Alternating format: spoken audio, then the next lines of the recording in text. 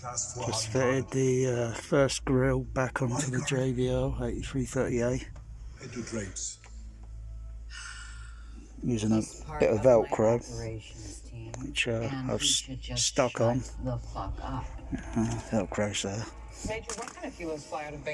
And put the Velcro slightly up on a bit of the front and on the back.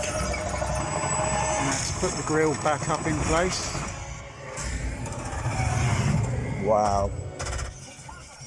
Wow.